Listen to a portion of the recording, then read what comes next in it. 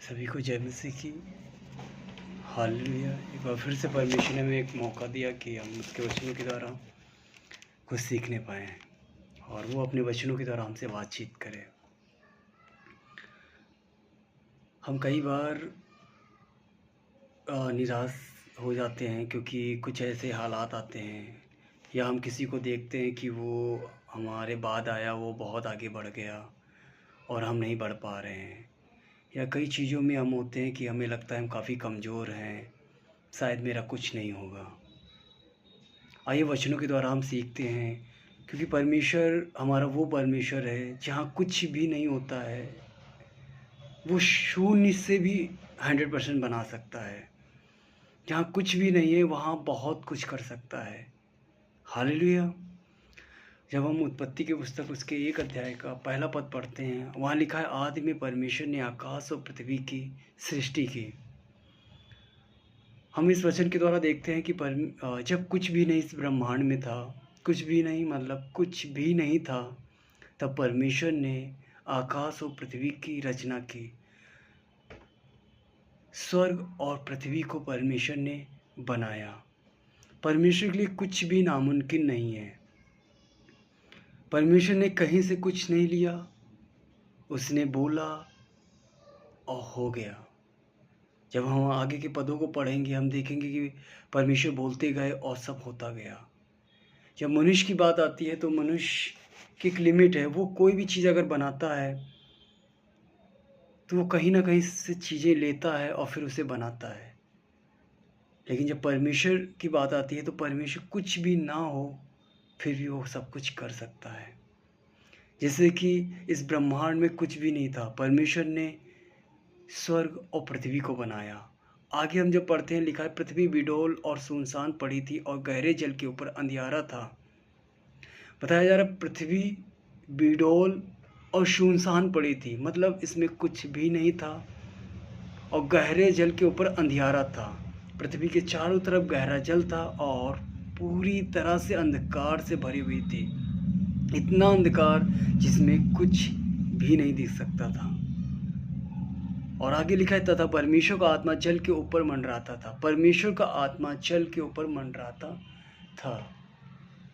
हम देखते हैं परमेश्वर ने स्वर्ग और पृथ्वी को बनाया और अब क्या है, पृथ्वी सुनसान पड़ी हुई है। बनाई तो गई पर उसके अंदर कुछ भी और चीज़ें नहीं बनाई गई जिसे वो खूबसूरत लगे। लेकिन परमेश्वर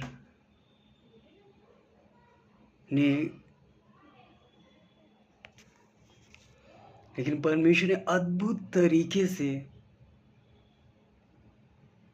सृष्टि में बहुत सारी चीज़ें बनाई। इस पृथ्वी पर बहुत सारी चीज़ें बनाई। जब हम आगे के पदों को पढ़ेंगे अभी हमें क्या देख मिलता है कि यहाँ बिडोल और सुनसान जल से भरी हुई है, अंधकार से भरा हुआ है, इसमें कुछ भी नहीं है। लेकिन जब हम आगे के पदों को पढ़ते हैं तब परमेश्वर अद्भुत तरीके से काम कर रहा है। हम जब तीसरा पद पढ़ते हैं वहाँ लिखा हुआ है, जब परमेश्वर ने कहा उजियाला हो तो उजियाला हो गया। अभी पृथ्वी अंधकार से भरी हुई थी, परमेश्वर का आत्मा मंडरा रहा था। जब परमेश्वर ने कहा उजियाला हो, उजियाला हो गया और उजियाले को परमेश्वर ने अंधकार से अलग कर दिया।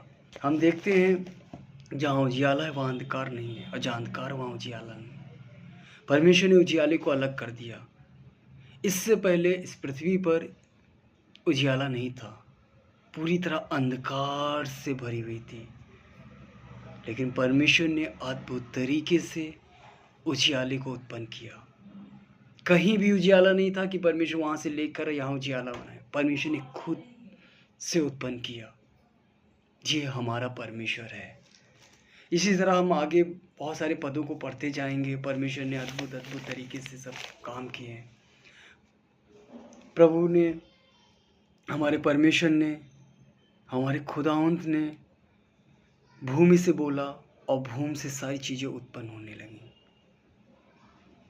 यहाँ एक अद्भुत चीज़ हमें सीखने को मिलती है। जब परमेश्वर ने भूमि से बोला कि इसमें पेड़ पौधे उत्पन्न हों, इसमें जानवर उत्पन्न हों, जानवर रहें, जीव जंतु रहें, मनुष्य इस भूमि पे रहे।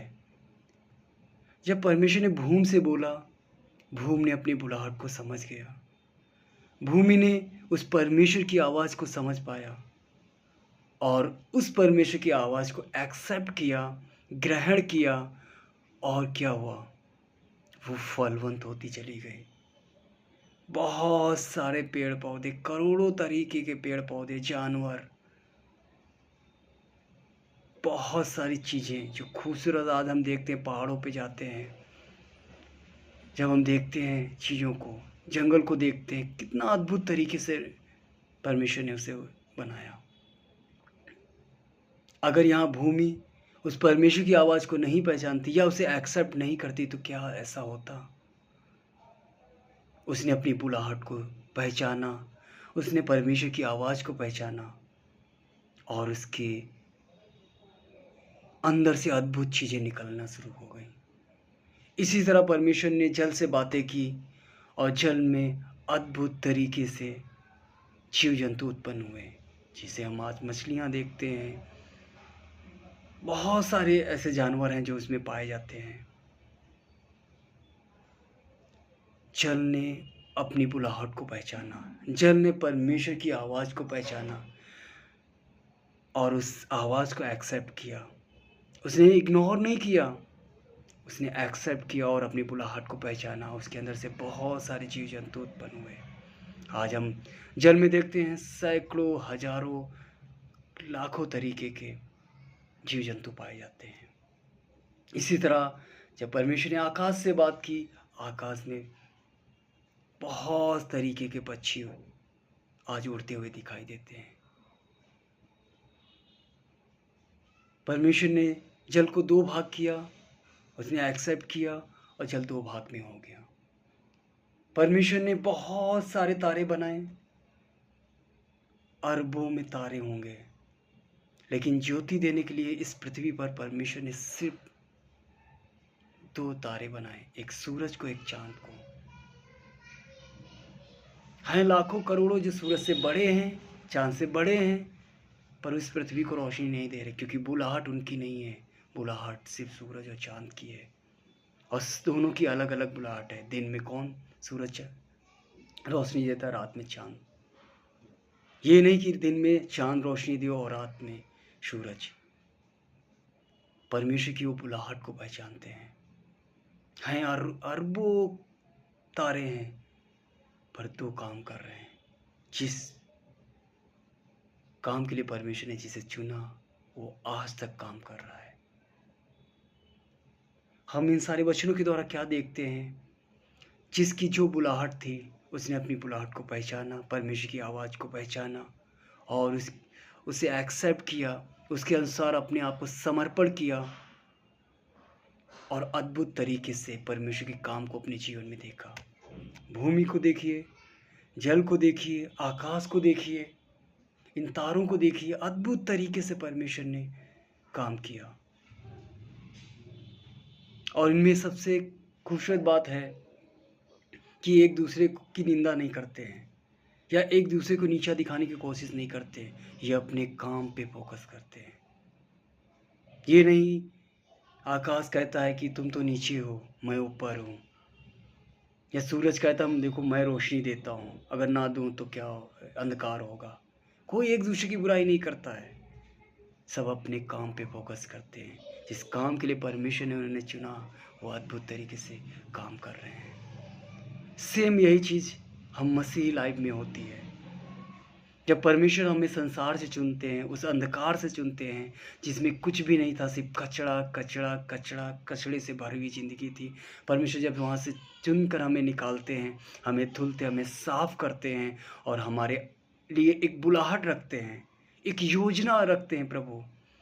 कई बार हम इस योजना को नहीं पहचान पाते हैं, कई बार हम दूसरी योजना की ओर चले जाते हैं। हो सकता है परमेश्वर ने हमें प्रचार के लिए बुलाया हो, पर हम आराधना करने बैठ जाते हैं। हो सकता है परमेश्वर ने हमें चर्च में झाड़ू लगाने के लिए बुलाया हो, लेकिन हम प्रचार करने बैठते हैं और कई बार हम निराश हो जाते हैं। कई बार बहुत सारे ऐसे लोगों के विषय में सुना, वो निकले तो थे प्रचार करने, लेकिन जब सताव आया वो फिर दुबक के बैठ गए। बहुतों के विषय में सुना हो, कलीसिया आए तो थे और बढ़िया आराधना भी करते थे, स्तुति करते थे, महिमा करते थे, वचन का सुसमाचार सुनते थे, सुनाते थे, लेकिन आज वो दब गए क्योंकि उन्होंने अपनी बुलाहट को नहीं सही से जाना।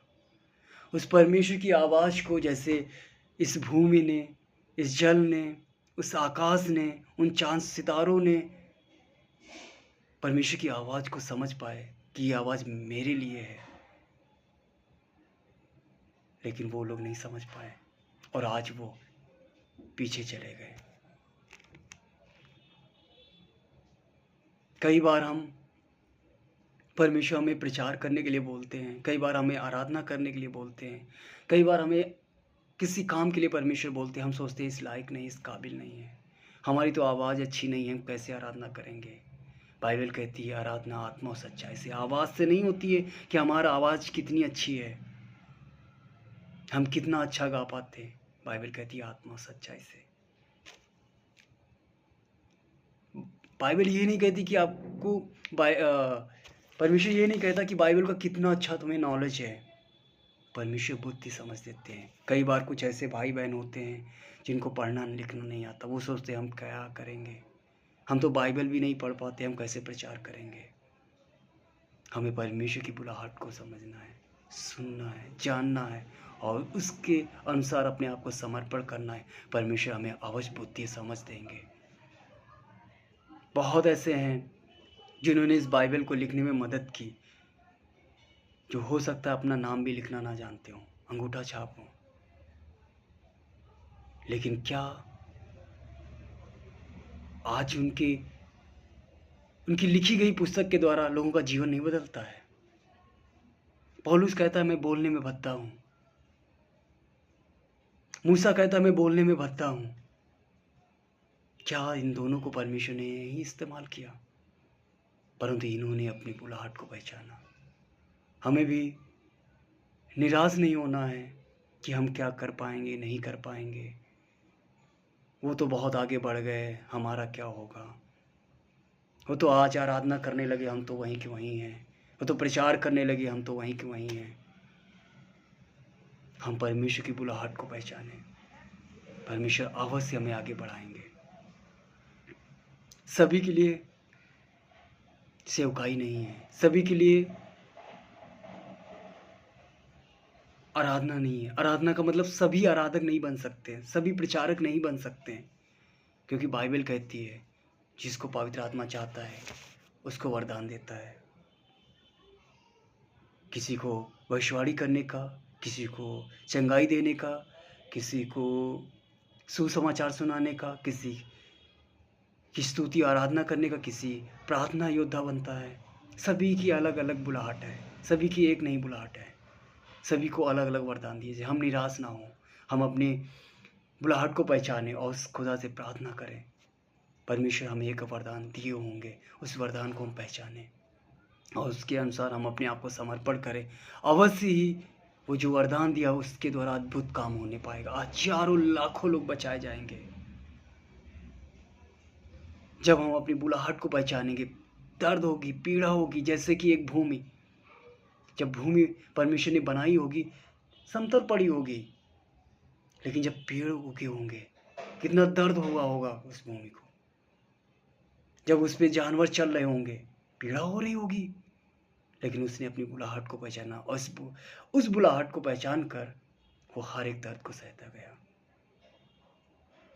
और आज जब वो भूमि देखती होगी कितनी खूबसूरत उसे लग रहा होगा। इसी तरह जल समतल पड़ा होगा ऐसे ही, लेकिन जब जीव जंतु उसके अंदर आए होंगे, लहरें उठना शुरू होंगी, थोड़ा दर्द हुआ होगा, लेकिन आज बहुत खुश होगा क्योंकि उसके अंदर हजारों लाखों जीव पाए जाते हैं। इसी तरह जब हम परमेश्वर की बुलाहट को पहचानते हैं तब हम उस बुलाहट के लिए तैयार होते हैं। चाहे जैसी भी परिस्थिति आए, चाहे जैसे भी हालात हों, हम हर एक चीज़ का सामना करते हैं क्योंकि परमेश्वर हमारे साथ होता है, क्योंकि परमेश्वर हमारी मदद करते हैं, क्योंकि सही बुलाहट है परमेश्वर हमारी मदद करेंगे। हालेलुया।